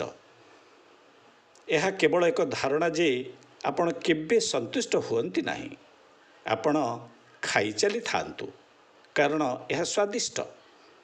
ଆପଣ ଖାଇ ଚାଲିପାରିବେ ନାହିଁ, ଏକଥା ଆପଣ ଜାଣିଛନ୍ତି। ବେଳେବେଳେ ଆପଣ କୁହନ୍ତି ଯେ ମୁଁ ଯଥେଷ୍ଟ ଖାଇଛି। ଆପଣଙ୍କୁ ପୁଣି ଭୋକ ଲାଗେ। ତାପରେ ଆପଣ ଖାଇପାରିବେ, ନଚେତ୍ ଆପଣ କେବଳ ଖାଇ ଚାଲିପାରିବେ ନାହିଁ। ଆପଣଙ୍କୁ ଏହାକୁ ବନ୍ଦ କରିବାକୁ ହେବ। ଲୋକ ଅଛନ୍ତି ଯେଉଁମାନେ ଜୀବନମୁକ୍ତ, ତେଣୁ ସେମାନେ ଧନୀ ଏବଂ ନିଜର ଇହମରେ ସନ୍ତୁଷ୍ଟ। କିଛି ବିରଳ ଘଟଣା ଅଛି ଯେଉଁଠାରେ ଲୋକମାନେ ସନ୍ତୁଷ୍ଟ ନୁହନ୍ତି। ମୁଁ ଆପଣଙ୍କୁ ଖାଦ୍ୟର ଏକ ଉଦାହରଣ ଦେଉଛି। ବହୁ ବର୍ଷ ପୂର୍ବରୁ ଚେନ୍ନାଇରେ ଏକ ହୋଟେଲ ଅଛି। ଏହା ବିଲାଲ ନାମକ ଏକ ମାଂସାହାରୀ ହୋଟେଲ। ଏହା ବିଷୟରେ ଖବରକାଗଜରେ ଆସିଥିଲା ଯେତେବେଳେ ମୁଁ ବହୁତ ଛୋଟ ଥିଲି। ସେମାନେ ଏକ ବ୍ୟଞ୍ଜନକୁ ପ୍ରସ୍ତୁତ କରୁଥିଲେ। ଏହା ଏତେ ସ୍ୱାଦିଷ୍ଟ ଥିଲା ଯେ ଲୋକମାନେ ତାହାକୁ ଖାଇ ଚାଲୁଥିଲେ। ସେମାନେ ଖାଇବା ବନ୍ଦ କରିପାରନ୍ତି ନାହିଁ। ଖାଇ ଖାଇ ସେମାନଙ୍କ ମଧ୍ୟରୁ ଜଣେ ମରିଗଲେ। କିଛି ସମୟ ପାଇଁ ସେମାନେ ସେହି ହୋଟେଲରେ ସେ ବ୍ୟଞ୍ଜନ ପ୍ରସ୍ତୁତ କରିବା ବାତିଲ କଲେ। ଏହା ଏକ ମାଂସାହାରୀ ଖାଦ୍ୟ ଥିଲା। ମୁଁ କିଛି ଲୋକଙ୍କୁ ଭେଟିଛି ଯେଉଁମାନେ ସନ୍ତୁଷ୍ଟ ଅନୁଭବ କରୁଛନ୍ତି। ଦୃଢ଼ ପ୍ରମାଣ ବିନା ମୁଁ କଥା ହେଉନାହିଁ। ଗତକାଲି ମୁଁ ଅତି କମ୍ରେ 5 ଜଣଙ୍କୁ ଭେଟିଥିଲି। 5 କିମ୍ବା 6 ଜଣ ସମ୍ଭବତଃ ବହୁତ ସ୍ପଷ୍ଟ ଭାବରେ ସେମାନଙ୍କର ଇହମରେ ଯାହା ପାଇଛନ୍ତି ତାହା ତାଙ୍କ ପାଇଁ ଯଥେଷ୍ଟ ବୋଲି କହୁଥିଲେ। ସେମାନେ କହୁଥିଲେ, ଇହମରେ ଚାହିଁବାରେ କୌଣସି ଶେଷ ନାହିଁ। ଆମେ କେବଳ ବର୍ତ୍ତମାନରେ ପରମ ଚାହୁଁ। ସେମାନେ ଏହାକୁ ଯେକୌଣସି ଭାବରେ ପ୍ରାପ୍ତ କରିବେ। ବର୍ତ୍ତମାନ ସେମାନେ ବହୁତ ଦ୍ରୁତ ଭାବରେ ପରମ ଆଡ଼କୁ ଗତି କରୁଛନ୍ତି। ସେମାନେ ଅତି ଦ୍ରୁତ ଗତିରେ ନିଜକୁ ପରମ ପାଇଁ ପ୍ରସ୍ତୁତ କରୁଛନ୍ତି। ଲୋକମାନଙ୍କୁ ଜ୍ଞାନୀ ହେଉଥିବାର ଦେଖିବା ମୋ ପାଇଁ ସବୁଠାରୁ ବଡ଼ ଆନନ୍ଦର ବିଷୟ। 9ମ ପ୍ରଶ୍ନ। ପ୍ରିୟ ଶ୍ରୀ ଭଗବାନ, ଜଣେ ନୂଆ ଭକ୍ତ ଭାବରେ ମୁଁ ପ୍ରାୟତଃ ଏହି ଆବେଗାତ୍ମକ ଭାବନା ଗୁଡ଼ିକ ମଧ୍ୟରେ ଛନ୍ଦି ହୋଇଯାଏ। କ'ଣ ଜଣେ ନୂଆ ଭକ୍ତଙ୍କ ପାଇଁ ମଧ୍ୟ ପ୍ରିୟ ଶ୍ରୀ ଆମ ଭଗବାନଙ୍କ ସହିତ ଏକ ଦୃଢ଼ ବନ୍ଧନ ସମ୍ଭବ? ଏହି ବନ୍ଧନ ସ୍ଥାପିତ ହେବା ପାଇଁ କ'ଣ ଅନେକ ବର୍ଷ ସମୟ ଲାଗିଥାଏ କି? ମୁଁ ନିଜର ଏହି ଦୁର୍ଭାଗ୍ୟ ପାଇଁ ଦୁଃଖିତ ଯେ ମୁଁ ଏତେ ବିଳମ୍ବରେ ଧର୍ମକୁ ଆସିଲି। ଦୟାକରି ମୋର ମାର୍ଗଦର୍ଶନ କରନ୍ତୁ। ଶ୍ରୀ ଭଗବାନଙ୍କ ଉତ୍ତର। ଏହା କିଛି କ୍ଷଣ ମଧ୍ୟରେ ମଧ୍ୟ ହୋଇପାରେ।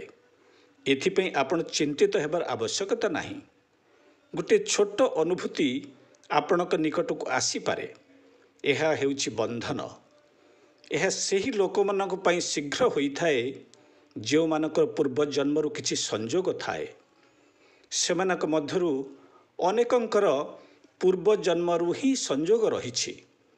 ତେଣୁ ସେମାନେ ଖୁବ୍ ଶୀଘ୍ର ଏହାକୁ କରିପାରିଲେ।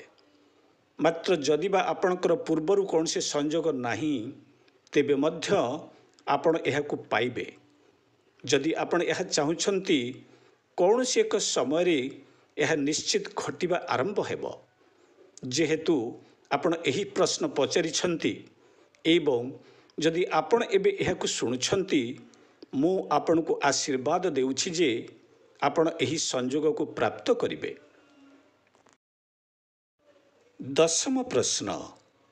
ପ୍ରିୟ ଶ୍ରୀ ଭଗବାନ, ମୁଁ ଜନ୍ମ ଏବଂ ମୃତ୍ୟୁର ଚକ୍ରରୁ ମୁକ୍ତ ହେବା ପାଇଁ ଏବଂ ମୋର ମୃତ୍ୟୁ ପରେ ଆପଣଙ୍କ ସହିତ ପୁନର୍ମିଳିତ ହେବା ପାଇଁ ଆନ୍ତରିକତାର ସହିତ ପ୍ରାର୍ଥନା କରୁଛି। ମୁଁ ନମ୍ରତାର ସହିତ ଜାଣିବାକୁ ଚାହୁଁଛି ଯେ ଆମ ଭଗବାନ କିପରି ଦୟାଳୁ ଭାବରେ ମୋର ଆନ୍ତରିକ ପ୍ରାର୍ଥନା ପୂରଣ କରିବେ ଏବଂ ମୋତେ ଏହି ଅନ୍ତିମ ପୁନର୍ମିଳନ ପ୍ରଦାନ କରିବେ। ଶ୍ରୀ ଭଗବାନଙ୍କ ଉତ୍ତର। ଆମେ କିପରି ପ୍ରଦାନ କରିବୁ ଆପଣଙ୍କର ଜାଣିବାର ଆବଶ୍ୟକତା ନାହିଁ। ଡାକ୍ତର କିପରି ଆପଣଙ୍କର ଅସ୍ତ୍ରୋପଚାର କରୁଛନ୍ତି ତାହା ଆପଣଙ୍କର ଜାଣିବାର ଆବଶ୍ୟକତା ନାହିଁ। ଡାକ୍ତରଙ୍କ ଉପରେ ଛାଡ଼ି ଦିଅନ୍ତୁ, ଯିଏ ଏହା କରିପାରିବେ। ଆପଣ ସେଠାକୁ ଆସିବାକୁ ଚାହୁଁଛନ୍ତି, ମୁଁ ଆପଣଙ୍କ ପାଇଁ ଏହା କରିବି। ଏହା କିପରି କରାଯିବ ତାର ଉତ୍ତର ଦେବାର ଆବଶ୍ୟକତା ନାହିଁ। ମୁଁ କେବଳ ଆପଣଙ୍କୁ ଦେଖି ହସିଲେ ଆପଣ ଏହାକୁ ହାସଲ କରିପାରିବେ। ଯେକୌଣସି ପ୍ରକାରରେ ଏହା ଘଟିବ, ଏଥିପାଇଁ ଆପଣଙ୍କୁ ଚିନ୍ତା କରିବାର ଆବଶ୍ୟକତା ନାହିଁ। ଆପଣ ସେଠାରେ ପହଞ୍ଚିବାକୁ ଚାହୁଁଛନ୍ତି, ମୁଁ ଆପଣଙ୍କ ପାଇଁ ତାହା କରିବି। ଯଦି ଆପଣଙ୍କର ବହୁତ ଖରାପ କର୍ମ ଅଛି ତେବେ ନର୍କରେ ଟିକେ ଭଜା ହେବେ। ମୁଁ ଏହା ଆପଣଙ୍କୁ ଦେବି। ଏଥିପାଇଁ ଚିନ୍ତା କରିବାର ଆବଶ୍ୟକତା ନାହିଁ। କାରଣ ମୁଁ ଆପଣଙ୍କୁ ମୋର କଥା ଦେଇଛି। ଆପଣ ଯାହା ଇଚ୍ଛା କରନ୍ତୁ। ଆପଣ ନର୍କକୁ ଏକ ଛୋଟ ଗସ୍ତ କରିବେ। ତାପରେ ଆପଣ ଯାହା ଚାହୁଁଛନ୍ତି ତାହା ପାଇବେ। ସେଗୁଡ଼ିକ ହେଉଛି ପ୍ରାକୃତିକ ନିୟମ, ଯାହାକୁ ମୁଁ ବାଦ୍ ଦେଇପାରିବି ନାହିଁ। ଏକାଦଶ ପ୍ରଶ୍ନ। ପ୍ରିୟ ଶ୍ରୀ ଭଗବାନ, ଯେତେବେଳେ ଜୀବନମୁକ୍ତି ସ୍ଥିତି ଜଣେ ଜୀବନମୁକ୍ତ ବ୍ୟକ୍ତିଙ୍କ ଠାରୁ ଅନ୍ୟମାନଙ୍କ ନିକଟକୁ ପ୍ରସାରିତ ହୋଇଥାଏ, କ'ଣ ଏହା ଜୀବନମୁକ୍ତିର ଏକ ସ୍ଥାୟୀ ସ୍ଥିତି ହୋଇପାରେ କି? ମୁକ୍ତ ହେବା ଏବଂ ମନରେ କ'ଣ ଚାଲିଛି ଏହା ଦେଖିବା ପାଇଁ କଠିନ ପ୍ରୟାସ କରିବାକୁ ହୁଏ ଏବଂ ଏହିସବୁ ଭୁଲି ପୁଣି ପରିସ୍ଥିତି ଗୁଡ଼ିକ ପ୍ରତି କେବଳ ମାତ୍ର ପ୍ରତିକ୍ରିୟା ପ୍ରକାଶ କରିବା ଖୁବ୍ ସହଜ ହୋଇଥାଏ। ଅନ୍ୟମାନଙ୍କ ଦ୍ୱାରା ଏହି ଜୀବନମୁକ୍ତି ସ୍ଥିତି ପ୍ରସାରଣ କରିବା ବହୁତ ସହଜ ଜଣାପଡ଼ିଥାଏ ବା ଏକ ଛୋଟ ମାର୍ଗ ପରି ଜଣାପଡ଼ିଥାଏ। ତେଣୁ ମୁଁ ଉତ୍ସୁକତାର ସହିତ ଜାଣିବାକୁ ଚାହୁଁଛି ଯେ ଏହିପରି ଭାବରେ ପ୍ରାପ୍ତ ହୋଇଥିବା ସ୍ଥିତି ସ୍ଥାୟୀ ହୋଇପାରେ କି ନୁହେଁ। ଶ୍ରୀ ଭଗବାନଙ୍କ ଉତ୍ତର। ଅନେକ ଲୋକ ଅଛନ୍ତି ଯେଉଁମାନେ ସ୍ଥିତି ପ୍ରସାରିତ କରନ୍ତି। ଯିଏ ସ୍ଥିତି ପ୍ରସାରିତ କରୁଛନ୍ତି, ଏହା ତାଙ୍କର ସେହି ମୁହୂର୍ତ୍ତରେ ଥିବା ସ୍ଥିତି ଉପରେ ନିର୍ଭର କରେ। ଏହା ସେହି ବ୍ୟକ୍ତିଙ୍କ ଉପରେ ମଧ୍ୟ ନିର୍ଭର କରେ ଯିଏ ଏହାକୁ ଗ୍ରହଣ କରନ୍ତି। ସେହି ବ୍ୟକ୍ତି ଯିଏ ସେହି ନିର୍ଦ୍ଦିଷ୍ଟ ଦୀକ୍ଷାକୁ ଗ୍ରହଣ କରୁଛନ୍ତି, ତାଙ୍କର ସେହି ସମୟରେ ଥିବା ସ୍ଥିତି ଉପରେ ମଧ୍ୟ ଏହା ନିର୍ଭର କରେ। ତେଣୁ ଯଦି ସବୁକିଛି ଅନୁରୂପ ହୁଏ, ତେବେ ଆପଣ ଏକ ସ୍ଥାୟୀ ସ୍ଥିତି ପ୍ରାପ୍ତ କରନ୍ତି। ଆପଣ ଏକ ଭଲ ସ୍ଥିତି ପ୍ରାପ୍ତ କରନ୍ତି। ଅନ୍ୟଥା ଆପଣ ହୁଏତ ଏକ ଦୁର୍ବଳ ସ୍ଥିତି ପ୍ରାପ୍ତ କରିପାରନ୍ତି। ଏହା ଉଭୟ ଦାତା ଏବଂ ଗ୍ରହୀତାଙ୍କ ଉପରେ ନିର୍ଭର କରେ। ମାତ୍ର ସ୍ଥିତି ପ୍ରସାରଣ ସମ୍ଭବ ଅଟେ। ଏହି କାର୍ଯ୍ୟ ମୂଳତଃ ତାହା ଉପରେ ପର୍ଯ୍ୟବେସିତ। ଯେତେବେଳେ 80,000 ଲୋକ ସେହି ସ୍ଥିତିକୁ ଆସିଯିବେ, ସ୍ଥିତି ପ୍ରସାରଣ ଆପେ ଆପେ ହେବ। ଆପଣଙ୍କର ପଡ଼ୋଶୀମାନେ ପ୍ରଭାବିତ ହେବେ। ଯଦି କେହି ଅନ୍ୟ ଜଣଙ୍କ ବିଷୟରେ ଚିନ୍ତା କରିବେ, ତେବେ ସେ ମଧ୍ୟ ପ୍ରଭାବିତ ହେବେ। ଏହିପରି ଭାବରେ ଆମେ ସମଗ୍ର ବିଶ୍ୱକୁ ପରିବର୍ତ୍ତିତ କରିପାରିବା, ଅନ୍ୟ କୌଣସି ଉପାୟରେ ନୁହେଁ। ସମସ୍ତେ ପ୍ରକ୍ରିୟା ଗୁଡ଼ିକରେ ଯୋଗ ଦେଇପାରିବେ ନାହିଁ କିମ୍ବା ସମସ୍ତେ ସାଧନା ଗୁଡ଼ିକ କରିପାରିବେ ନାହିଁ। ଏହା ସେପରି ହୋଇପାରିବ ନାହିଁ। ଆପଣମାନେ ଅନ୍ୟମାନଙ୍କୁ ପ୍ରଭାବିତ କରିବେ। ଆପଣମାନଙ୍କର କାର୍ଯ୍ୟ ହେଉଛି ସୁବର୍ଣ୍ଣ ଯୁଗକୁ ଆଣିବା ନିମନ୍ତେ ଅନ୍ୟମାନଙ୍କୁ ପ୍ରଭାବିତ କରିବା ଏବଂ ଅନ୍ୟମାନଙ୍କୁ ପରିବର୍ତ୍ତିତ କରିବା। ତେଣୁ ପ୍ରଥମେ ଆପଣମାନଙ୍କୁ ସେଠାରେ ପହଞ୍ଚିବାକୁ ହେବ। ଭଲ ଖବର ହେଉଛି ଯେ ଅନେକ ଲୋକ ଏବେ ସେହି ସ୍ଥିତି ପ୍ରାପ୍ତ କରିଲେଣି। ତେଣୁ ତାତ୍ତ୍ୱିକ ଭାବରେ ଦେଖିବାକୁ ଗଲେ ଆମକୁ 81,000ରେ ପହଞ୍ଚିବାକୁ ହେବ ଏବଂ ସେତେବେଳେ ଏହି ଶକ୍ତି ଖୁବ୍ ବିରାଟ ହେବ। ଏହା ଆଶ୍ଚର୍ଯ୍ୟର କଥା ନୁହେଁ ଯେ ବର୍ତ୍ତମାନ ଏହା ଏଣେତେଣେ ଘଟୁଛି। ଏକ ଫଳପ୍ରଦ ପ୍ରସାରଣ ପାଇଁ ଅନ୍ତତଃ 3 ଜଣ ବ୍ୟକ୍ତି ଆବଶ୍ୟକ ଏବଂ କେବଳ ଜଣେ ଏହାକୁ କରିବା ଅତ୍ୟନ୍ତ କଷ୍ଟକର ଅଟେ। 2 ଜଣ ହେଲେ ମଧ୍ୟ ହେବ ନାହିଁ। 3 ଜଣ ହିଁ ଆବଶ୍ୟକ। ଯଦି 3 ଜଣ ଅଛନ୍ତି, ତେବେ ଏହି ପ୍ରସାରଣ ଖୁବ୍ ପ୍ରଭାବଶାଳୀ ହେବ। ତେଣୁ ଏଥିପାଇଁ ଆମେ ଆପଣଙ୍କୁ ପ୍ରସ୍ତୁତ କରୁଛୁ। ଭଲ ଖବର ହେଉଛି ଲୋକମାନେ ସେହି ସ୍ଥିତିକୁ ପ୍ରାପ୍ତ କରୁଛନ୍ତି। କେବଳ ଭାରତବର୍ଷରେ ନୁହେଁ, ସମଗ୍ର ବିଶ୍ୱରେ। ଦ୍ୱାଦଶ ପ୍ରଶ୍ନ। ପ୍ରିୟ ଶ୍ରୀ ଭଗବାନ, ଏକ ଶିକ୍ଷା ଉପଦେଶରେ ଶ୍ରୀ ଭଗବାନ କହିଥିଲେ ଯେ ଯୋଜନା ସମ୍ପର୍କର ମୃତ୍ୟୁର କାରଣ ହୋଇଥାଏ। ପ୍ରିୟ ଶ୍ରୀ ଭଗବାନ, ଏହାକୁ ବ୍ୟାଖ୍ୟା କରନ୍ତୁ। ଶ୍ରୀ ଭଗବାନଙ୍କ ଉତ୍ତର।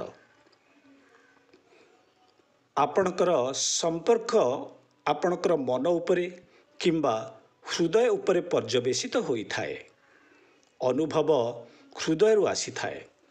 ତେଣୁ ଯଦି ଆପଣ ମନୋବିଜ୍ଞାନ, ଦର୍ଶନଶାସ୍ତ୍ର, କୌଣସି ଶିକ୍ଷାର ପ୍ରୟୋଗ କରି ସମ୍ପର୍କ ସ୍ଥାପନ କରନ୍ତି, ତେବେ ଏହା ନିଶ୍ଚିତ ଭାବରେ ମନର ହିଁ ପ୍ରୟୋଗ ହୋଇଥାଏ। ପ୍ରକୃତ ସମ୍ପର୍କ ମନରୁ ଆସିପାରିବ ନାହିଁ। ଆପଣ ଯେତେ ବୁଦ୍ଧିମତାର ସହିତ ଯୋଜନା କରିଲେ ମଧ୍ୟ ଏହି ନିୟମ ମାନିଲେ କିଛି ହେଲେ ମଧ୍ୟ ଫଳପ୍ରଦ ହେବ ନାହିଁ। ସମ୍ପର୍କ ହୃଦୟରୁ ଆସିବା ଉଚିତ। ମନେ କରନ୍ତୁ, ଆମେ ଆପଣଙ୍କୁ ପଚାରିବୁ ଆପଣ କିଏ? ଆପଣ କ'ଣ କରିବେ? ଆପଣଙ୍କର ହାତ ତୁରନ୍ତ ଏଠାକୁ ଯିବ ହୃଦୟ ପାଖକୁ। ହୃଦୟ ହିଁ ମୁଖ୍ୟ ଅଟେ। ଜୀବନ ମୁକ୍ତିର ପ୍ରକ୍ରିୟାରେ ମଧ୍ୟ ଏହା ସଂଶ୍ଳିଷ୍ଟ ହୋଇଥାଏ। ଯଦି ହୃଦୟ ଶୁଷ୍କ ଅଛି, ମାତ୍ର ମନ ବହୁତ ତୀକ୍ଷ୍ଣ ଅଛି ଏବଂ ଆପଣ ସବୁ ନିୟମର ପାଳନ କରୁଛନ୍ତି, ମନୋବିଜ୍ଞାନ ଦର୍ଶନ ଶାସ୍ତ୍ରର ସମସ୍ତ ସିଦ୍ଧାନ୍ତକୁ ପାଳନ କରୁଛନ୍ତି, ଅନ୍ୟମାନଙ୍କର ଯତ୍ନ ନେଉଛନ୍ତି ଏବଂ ଅନେକ କିଛି କରୁଛନ୍ତି, କିଛି ହେବ ନାହିଁ। କାରଣ ଏଥିରେ ହୃଦୟ ସଂଶ୍ଳିଷ୍ଟ ନାହିଁ। ସେଥିପାଇଁ ଆମେ କହୁ ଯେ ଯୋଜନା ମୃତ୍ୟୁ ଅଟେ। ଆପଣ ପୁସ୍ତକ ପଢ଼ି ଯୋଜନା କରନ୍ତି ଏବଂ ସେହି ଅନୁସାରେ ଯୋଜନା କରନ୍ତି ଯେ ମୁଁ ଏମିତି ହସିବି, ଏମିତି ସ୍ପର୍ଶ କରିବି, ଏହିସବୁ କଥା କହିବି। ଆପଣ ଏହି ସମସ୍ତ ଯୋଜନା ପ୍ରସ୍ତୁତ କରିଲେ କିଛି ମଧ୍ୟ ହେବ ନାହିଁ। ଥରେ ଜଣେ ଯୁବକ ଏପରି କରିଲେ। ସେ ସମସ୍ତ ନିୟମ ପଢ଼ିଲେ, ଶିଖିଲେ ଓ ଏହା ପରେ ଜଣେ ଝିଅ ସହିତ ଯାଇ ସେହିପରି କଥା ହେଲେ। ପରଦିନ ବହୁତ ଲୋକ ପରିଣାମର ଅପେକ୍ଷା କରିଥିଲେ। ସେ କହିଲେ ଯେ ମୋତେ ସେହି ଝିଅଟି ଚାପୁଡ଼ା ମାରିଲା। ସବୁ କିଛି ମନରୁ ଆସିଥିଲା। ସେହି ଝିଅଟି କିପରି ହେଲେ ମଧ୍ୟ ତାଠାରୁ ବିମୁଖ ହୋଇଗଲା। ବିଶେଷ କରି ମହିଳାମାନେ ଏହା ଜାଣିପାରନ୍ତି ଯେ କେଉଁ ବିଷୟ ମନରୁ ଆସିଛି ଏବଂ କେଉଁଟି ହୃଦୟରୁ। ମହିଳାମାନଙ୍କ ନିକଟରେ ଏହି କ୍ଷମତା ଅଧିକ ଥାଏ। ତେଣୁ ସେହି ଝିଅଟି ସଙ୍ଗେ ସଙ୍ଗେ ଜାଣିପାରିଲା ଯେ ଏହି ବ୍ୟକ୍ତି କିଛି ପଢ଼ିକରି ଯୋଜନା ପ୍ରସ୍ତୁତ କରି ଆସିଛନ୍ତି। ତେଣୁ ସେ ଚାପୁଡ଼ା ମାରିଲା। ଯେହେତୁ ଏହି ଘଟଣା ଏକ ସାର୍ବଜନୀନ କାର୍ଯ୍ୟାଳୟରେ ଘଟିଥିଲା, ସେହି ବ୍ୟକ୍ତି ଜଣଙ୍କୁ ଏକ ଚାର୍ଜସିଟ୍ ମିଳିଲା। ସେ ଉକ୍ତ ଅଧିକାରୀଙ୍କ ନିକଟରେ ଏକ ଚାର୍ଜସିଟ୍ ସମ୍ପର୍କରେ ନିଜର ମନ୍ତବ୍ୟ ରଖିଲେ ଏବଂ ଯେହେତୁ ସେ ଜଣେ ସଚ୍ଚୋଟ ବ୍ୟକ୍ତି ଥିଲେ, ସେ କହିଲେ ଯେ ସେହି ମହିଳା ଜଣକ ମୋତେ ଚାପୁଡ଼ା ମାରିଲେ।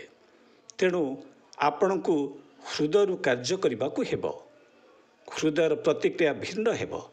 ଆଜି ଅଧିକାଂଶ ଲୋକଙ୍କର ହୃଦୟ ଶୁଷ୍କ ଅଟେ। ଅଧିକାଂଶ ଲୋକ ହୃଦୟବିହୀନ ଅଟନ୍ତି ଏବଂ କେବଳ ଯାନ୍ତ୍ରିକ ଭାବରେ ବଞ୍ଚୁଛନ୍ତି। ସେମାନେ ମୂଳତଃ ମୃତ୍ୟୁକୁ ଭୟ କରନ୍ତି। ସେମାନଙ୍କର ଜୀବନ କ'ଣ ଅଟେ? ଏହା ମୂଲ୍ୟହୀନ ଅଟେ। ସେମାନେ କାହିଁକି ବଞ୍ଚିଛନ୍ତି? କାରଣ ସେମାନେ ମୃତ୍ୟୁକୁ ଭୟ କରନ୍ତି। ମାତ୍ର ଯଦି ଥରେ ଆପଣ ମୃତ୍ୟୁର ବାସ୍ତବିକ ସ୍ୱାଦ ଚାଖି ନିଅନ୍ତି, ମୃତ୍ୟୁର ଯେଉଁ ଆନନ୍ଦ, ତାହା ଭୟଙ୍କର ଅଟେ। ମୃତ୍ୟୁ ଏତେ ସୁନ୍ଦର ଅଟେ, ମୋତେ ଏହା ସମ୍ବନ୍ଧରେ ଅଧିକ କହିବା ଉଚିତ ନୁହେଁ। ଏହା ଏତେ ସୁନ୍ଦର ଅଟେ, ମାତ୍ର ଆପଣ ଭାବନ୍ତି ଯେ ଏହା ଭୟାନକ ଅଟେ। କିନ୍ତୁ ଯେଉଁ ସ୍ୱାଧୀନତା ଆପଣ ଅନୁଭବ କରିବେ, ଯେଉଁ ପ୍ରେମ ଆପଣ ଅନୁଭବ କରିବେ, ତାହା ବହୁତ ବ୍ୟାପକ ସ୍ଥିତି ହେବ। ଆରମ୍ଭରେ ଆପଣଙ୍କୁ ଟିକେ ଭୟ ଲାଗିପାରେ, ମାତ୍ର ତାହା ଶୀଘ୍ର ଚାଲିଯିବ। ତ୍ରୟୋଦଶ ପ୍ରଶ୍ନ। ପ୍ରିୟ ଶ୍ରୀ ଭଗବାନ, ଏହି ବର୍ଷ ନବରାତ୍ରି ହୋମର ବିଶେଷତ୍ୱ କ'ଣ ଏବଂ ଆମ ପାଇଁ କି ଆଶୀର୍ବାଦ ରହିଛି? ଶ୍ରୀ ଭଗବାନଙ୍କ ଉତ୍ତର। ଆମର ସମ୍ପୂର୍ଣ୍ଣ ପ୍ରଚେଷ୍ଟା ହେଉଛି ଆପଣମାନଙ୍କୁ ଜୀବନମୁକ୍ତ କରିବା।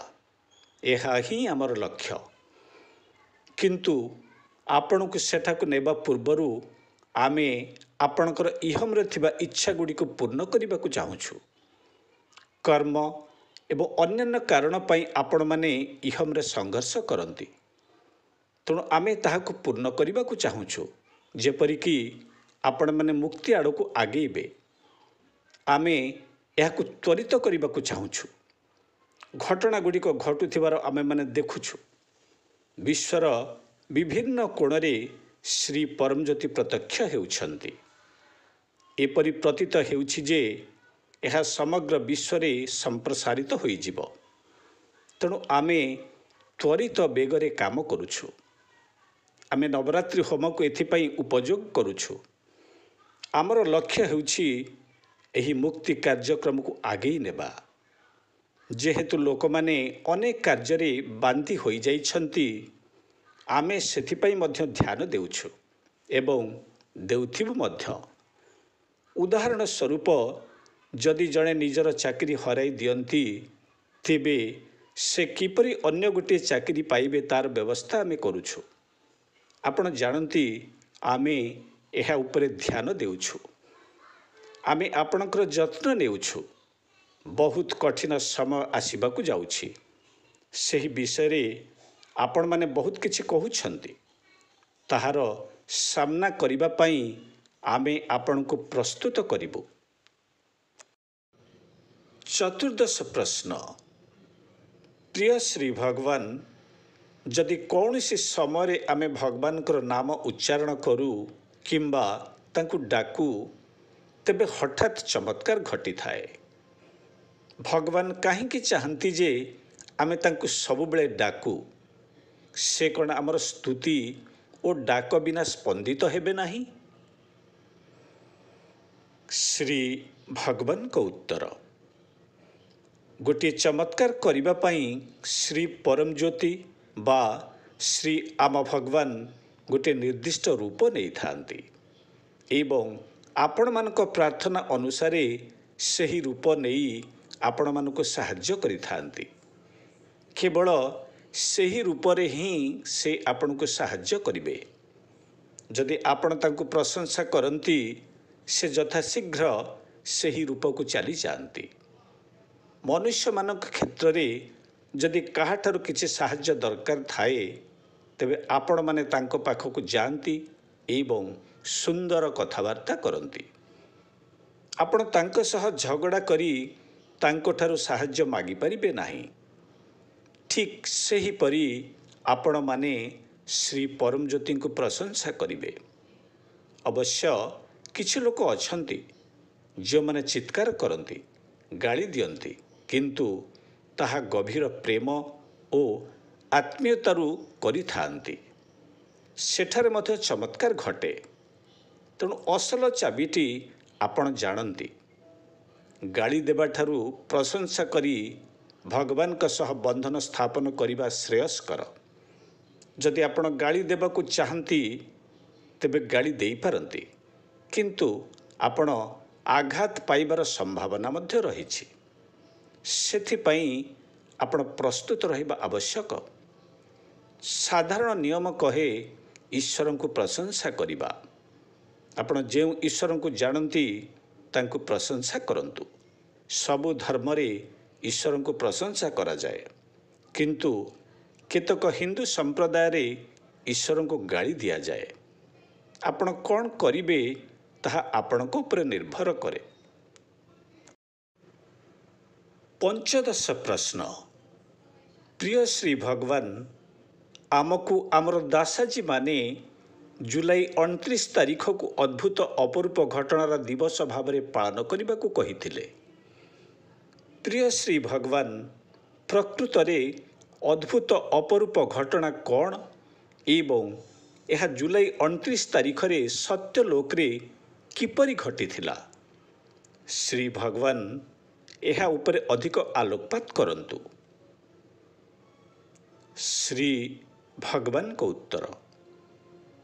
ଏହା ଆପଣଙ୍କୁ ସମ୍ପୂର୍ଣ୍ଣ ଭାବେ ବ୍ୟାଖ୍ୟା କରାଯାଇପାରିବ ନାହିଁ। ଅବଶ୍ୟ ଯଦି ଆପଣ ଅଧିକ ଆଗକୁ ବଢ଼ନ୍ତି, ତେବେ ଏହା ଆପଣଙ୍କୁ ଦର୍ଶାଯାଇପାରିବ, ବ୍ୟାଖ୍ୟା କରାଯାଇପାରିବ ନାହିଁ, କାରଣ ଆମେ ପ୍ରକୃତରେ ଆପଣଙ୍କୁ ଏହା ବୁଝାଇ ପାରିବୁ ନାହିଁ, କିନ୍ତୁ କ'ଣ ସବୁ ଘଟିଥିଲା ଆମେ ଆପଣଙ୍କୁ ଦେଖାଇ ପାରିବୁ। ଦେଖନ୍ତୁ, ମୂଳତଃ ମୋ ସହିତ ସମ୍ଭବତଃ 3 ବର୍ଷ ବୟସ ପାଖାପାଖି ଏକ ପ୍ରକାରର ଚୈତନ୍ୟ ଉଦୀୟମାନ ହେଉଥିଲା। ମୋର ଏକମାତ୍ର ଉଦ୍ଦେଶ୍ୟ ଥିଲା ଯେ ମାନବ ଜାତିକୁ କିପରି ଦୁଃଖରୁ ମୁକ୍ତି ଦିଆଯିବ। ଏହା ହେଉଛି ଏକମାତ୍ର ଜିନିଷ ଯାହାକୁ ଆଧାର କରି ମୁଁ ବଡ଼ ହୋଇଛି। ସେହି ବୟସରେ ମାନବ ଜାତିକୁ ଦୁଃଖରୁ ମୁକ୍ତ ହେବାକୁ କିପରି ସାହାଯ୍ୟ କରାଯିବ, ତାହା ହିଁ କେବଳ ମୋର ଲକ୍ଷ୍ୟ ଥିଲା। ଏହା ଉପରେ ହିଁ ଧ୍ୟାନ ଦିଆଯାଇଥିଲା। ତେଣୁ ମୁଁ ଅନ୍ୟ ପିଲାମାନଙ୍କ ସହିତ ସମ୍ପର୍କ ରଖିପାରିଲି ନାହିଁ, କାରଣ ସେମାନଙ୍କର ଏହି ପ୍ରକାର ଜିନିଷ ବିଷୟରେ କୌଣସି ଧାରଣା ନଥିଲା। ମୋର ଏବଂ ଅନ୍ୟ ପିଲାମାନଙ୍କର ଏବଂ ଆଖପାଖ ଅନ୍ୟ ଲୋକଙ୍କ ମଧ୍ୟରେ ଏପରି ଏକ ବ୍ୟବଧାନ ଥିଲା। ଏପରିକି ବଡ଼ ଲୋକମାନଙ୍କୁ ମଧ୍ୟ ମୁଁ କିଛି କହିପାରୁନଥିଲି। ସେମାନେ ଦୁଃଖ ବିଷୟରେ ସଚେତ ନଥିଲେ। ସେମାନେ ମାନବ ଜାତିର ଦୁଃଖ ବିଷୟରେ କଥା ହେଉନଥିଲେ। ତେଣୁ ମୋତେ ସେମିତି ହିଁ ରହିବାକୁ ପଡ଼ିଲା। କିପରି ମାନବ ଜାତିର ପୀଡ଼ାକୁ ଦୂର କରିବି? ମୁଁ ମୋର ପୂର୍ବଜନ୍ମ ସହିତ ସଂଯୁକ୍ତ ହେଉଥିବାର ଅନୁଭବ କରୁଥିଲି। ସେଠାରୁ ଅନେକ ପ୍ରଶ୍ନ ଆସିଲା ଏବଂ ଉତ୍ତର ମଧ୍ୟ ଆସିଲା। ତାପରେ ଧୀରେ ଧୀରେ ସେହି ପ୍ରଶ୍ନ ଆସିଲା ଯେ ଏହି ଲୋକମାନଙ୍କୁ ଦୁଃଖରୁ ମୁକ୍ତ କରିବା ପାଇଁ ମୁଁ କ'ଣ କରିବି? ଏହା ଆବେଶରେ ପରିଣତ ହୋଇଗଲା। ଏହା ମୋ ପାଇଁ ସ୍ପଷ୍ଟ ହୋଇଗଲା ଯେ ସେମାନେ ମୁକ୍ତ ହୋଇପାରିବେ। କେବଳ ନିଜେ ମୁକ୍ତ ହେବା ନୁହେଁ, ଲୋକମାନେ କିପରି ମୁକ୍ତ ହେବେ ସେହି କାର୍ଯ୍ୟ ଏତେ ଛୋଟ ବୟସରୁ ଆରମ୍ଭ ହେଲା। କିଛି ଦିନ ପରେ ଗୋଲ୍ଡେନ ବଲ୍ ପ୍ରକଟ ହେଲା। ଆମ ପାଖରେ ଗୋଲ୍ଡେନ ବଲ୍ର ପ୍ରକୃତ ଚିତ୍ର ମଧ୍ୟ ଅଛି। ଏହା ମୋ ପାଇଁ ଅଧିକ ଅଭିବ୍ୟକ୍ତିଶୀଳ ହୋଇଗଲା। ତେଣୁ ମୁଁ କଥା ହୋଇପାରିଲି। ସେ ମୋତେ ବିଭିନ୍ନ କାର୍ଯ୍ୟ କରିବାକୁ ନିର୍ଦ୍ଦେଶ ଦେଉଥିଲା, ଯାହା ମୋତେ କରିବାକୁ ପଡ଼ୁଥିଲା। ମୁଁ ତାହା କରିବା ଉଚିତ କି ଅନୁଚିତ ତାହା ଭାବିବାର ପ୍ରଶ୍ନ ଉଠୁନଥିଲା। ବେଳେ ବେଳେ ମୋ ଭିତରେ କିଛି ଦ୍ୱନ୍ଦ୍ୱ ଆସୁଥିଲା ଯେ କ'ଣ ମୁଁ ଗୋଲ୍ଡେନ ବଲ୍ ସହିତ କଥା ହେଉଛି ନା ସେ ମୋ ସହିତ କଥା ହେଉଛି। ଏହିପରି କିଛି ସମୟ ପାଇଁ ଚାଲିଲା ଏବଂ ଏହା ମୋତେ ଏକ ମନ୍ତ୍ର ଦେଲା। ତାହା ସଂସ୍କୃତ ପରି ଶୁଣାଯାଉଥିଲା, ମାତ୍ର ସଂସ୍କୃତ ନଥିଲା। ଏହା ମୋତେ ଏହି ମନ୍ତ୍ରକୁ ଜପ କରି ଚାଲିବାକୁ କହୁଥିଲା। ତେବେ ମୁଁ କିପରି ଏହାକୁ ଜପ କରି ଚାଲିପାରିବି? ମୁଁ ଶୀଘ୍ର ହୃଦୟଙ୍ଗମ କଲି ଯେ ଏହା ସର୍ବଦା ଘଟୁଛି। ଜପ ସବୁ ସମୟରେ ଚାଲିଛି। ଏହା ପାଖାପାଖି 21 ବର୍ଷ ଧରି ଚାଲିଥିଲା ଏବଂ ତାପରେ ଏହା ବନ୍ଦ ହୋଇଯାଇଥିଲା। ଏହି ସବୁ ବର୍ଷରେ ଯାହା ଘଟିଥିଲା, ମୋତେ ବିଶ୍ୱ ସହିତ ଯୋଡ଼ି ହେବା ଆବଶ୍ୟକ ଥିଲା। ତେଣୁ ମୁଁ ମୋର ପାଠପଢ଼ା ଜାରି ରଖିଥିଲି, ଚାକିରି ମଧ୍ୟ କରିଥିଲି। ସାଧାରଣ ଦୁନିଆରେ ବଞ୍ଚିବା ପାଇଁ ମୁଁ କେବଳ ବସି ରହୁଥିଲି। ମୋର ପିତାମାତା ମୋତେ କେବଳ ଉଠିବାକୁ ଏବଂ ଚାଲିବାକୁ ଚାହୁଁଥିଲେ, କିନ୍ତୁ ମୁଁ ସବୁବେଳେ ବସି ରହୁଥିଲି। ସ୍କୁଲରେ କ୍ଲାସ ରୁମ୍ରେ ବସି ରହୁଥିଲି, କେବେ ମଧ୍ୟ ଖେଳୁନଥିଲି। ମୋ ଭିତରେ କ'ଣ ଚାଲିଥିଲା ଅନ୍ୟ ପିଲାମାନେ ଜାଣିନଥିଲେ। ମୋ ଭିତରେ ମନ୍ତ୍ର ଜପ ଚାଲିଥିଲା। ତାପରେ ଏହା ଅଦୃଶ୍ୟ ହୋଇଯାଇଥିଲା। ମୁଁ ଜାଣିଥିଲି ଏହା ଆଉଥରେ ଆସିବ। ତାପରେ ସତ୍ୟଲୋକରେ ମୁଁ ଅନୁଭବ କରୁଥିଲି, ବର୍ତ୍ତମାନ ସମୟ ଆସିଛି, କାମ ଆରମ୍ଭ ହେବା ଆବଶ୍ୟକ। କୌଣସି ପ୍ରକାରେ ମୋତେ ମାନବ ଜାତିର ମୁକ୍ତି ବିଷୟରେ ଅନୁଭବ ହେଲା। ତେବେ ମାନବ ଜାତିଙ୍କୁ କିପରି ମୁକ୍ତ କରିବା? ଲୋକଙ୍କୁ କିପରି ସ୍ଥିତି ଦେବା? ମୁଁ ଯେଉଁ ସ୍ଥିତିରେ ଅଛି ତାହା ସେମାନଙ୍କୁ ଦିଆଯିବା ଉଚିତ। ପୂର୍ଣ୍ଣ ସ୍ଥିତି ନୁହେଁ, ତାଠାରୁ ବହୁତ କମ୍ ସ୍ଥିତି, ମୁକ୍ତି। ତାପରେ ଦିନେ ଏହା ଘଟିଲା, ଯାହାକୁ ସେମାନେ ବର୍ତ୍ତମାନ ନାରାୟଣାଚାର୍ଯ୍ୟ ବିହାର କହୁଛନ୍ତି। ସେଠାରେ ଆବିର୍ଭାବ ହେଲା। ତେଣୁ ଆମେ 3 ଜଣ ବାଳକଙ୍କୁ ସେଠାକୁ ପଠାଇଲୁ। ସେମାନଙ୍କ ମଧ୍ୟରୁ ଜଣେ ହିନ୍ଦୁ, ଜଣେ ମୁସଲମାନ ଏବଂ ଅନ୍ୟ ଜଣେ ଖ୍ରୀଷ୍ଟିଆନ ଥିଲେ। ଆମେ ସେମାନଙ୍କୁ ସେହି କୋଠରୀରେ ରଖିଲୁ। ଆମେ ପାଠ ପଢ଼ା ପାଇଁ ସେମାନଙ୍କ ମସ୍ତିଷ୍କକୁ ବହୁତ ତୀକ୍ଷ୍ଣ କରିବାକୁ ଚାହୁଁଥିଲୁ। ତେଣୁ ଆମେ ସେମାନଙ୍କୁ ପ୍ରତିଭାଶାଳୀ କରିବା ପାଇଁ ଏବଂ ତାଙ୍କ ଭିତରୁ ଜ୍ଞାନ ସ୍ଥାନାନ୍ତର କରିବା ପାଇଁ ନୂତନ କାର୍ଯ୍ୟ କଲୁ। ଆମ ପ୍ରୟାସରେ ଆମେ ବହୁତ ସଫଳ ହେଉଥିଲୁ। ବେଳେ ବେଳେ କୋଠରୀ ଖୋଲିବା ପରେ ସେମାନଙ୍କର ମୁହଁ ସବୁ ଭିନ୍ନ ଭିନ୍ନ ଥିଲା ଏବଂ ସେମାନେ ଆଶ୍ଚର୍ଯ୍ୟ ହେଉଥିଲେ। ତାପରେ ଆମେ ସେମାନଙ୍କୁ ପଚାରିଲୁ, ତୁମ୍ଭେମାନେ ଭିନ୍ନ ଭିନ୍ନ ଦେଖାଯାଉଛ। ସେମାନେ କହିଲେ, ହଁ। ଆମେ କହିଲୁ, ଆମେ ଭାବୁଛୁ ତୁମ୍ଭମାନଙ୍କର ମନ ସ୍ଥିର ହୋଇଯାଇଛି। ତୁମ୍ଭମାନଙ୍କର କ'ଣ ହୋଇଛି? ତାପରେ ସେମାନେ ଗୋଲ୍ଡେନ୍ ବଲ୍ ଏବଂ ସେ ସବୁ ବିଷୟରେ କହିଥିଲେ। ଏହା ଏକ ବହୁତ ବଡ଼ କାହାଣୀ ଥିଲା। ଅବଶ୍ୟ ଏହି ସୁବର୍ଣ୍ଣ ଗୋଲକ ପ୍ରଜାପତି ହୋଇଗଲେ ଏବଂ କ୍ରିଷ୍ଣା ମଧ୍ୟରେ ପ୍ରବେଶ କରିଲେ। ଏହାପରେ କ୍ରିଷ୍ଣା କହିଲା ଯେ ସେ ତାହାକୁ ଅନ୍ୟମାନଙ୍କୁ ସ୍ଥାନାନ୍ତରିତ କରିପାରିବ। ଏହିଠାରୁ ହିଁ ଦୀକ୍ଷାର ଆରମ୍ଭ ହେଲା। ସେହି ସ୍ଥାନକୁ ଆମେ ଆଜି ମଧ୍ୟ ସୁରକ୍ଷିତ ରଖିଛୁ। ସେ ବିଭିନ୍ନ ପ୍ରକାର ଦୀକ୍ଷା ଦେଉଥିଲା ଏବଂ ଲୋକମାନେ ବଦଳୁଥିଲେ, ପରିବର୍ତ୍ତିତ ହେଉଥିଲେ। ତେଣୁ ଏହିଠାରୁ ହିଁ ସେହି ଅଦ୍ଭୁତ ଅପରୂପ ଘଟଣାର ଆରମ୍ଭ ହେଲା। ମାତ୍ର ସେହି ସବୁ 21 ବର୍ଷ ପର୍ଯ୍ୟନ୍ତ ଏହି ବିଶେଷ ଦିନର ପ୍ରସ୍ତୁତି ଥିଲା। ଏହି କଥା ସେହି ଅଦ୍ଭୁତ ଅପରୂପ ଘଟଣା ସ୍ୱୟଂ ହିଁ କହିଥିଲା। ସବୁଠାରୁ ବିଚିତ୍ର କଥା ଯାହା ଏହି ଅଦ୍ଭୁତ ଅପରୂପ ଘଟଣା କିଛି ପ୍ରଶ୍ନର ଉତ୍ତରରେ କହିଥିଲା, ତାହା ହେଲା, ଆପଣଙ୍କର ଗୁରୁ ମୋର ସୃଷ୍ଟିକର୍ତ୍ତା।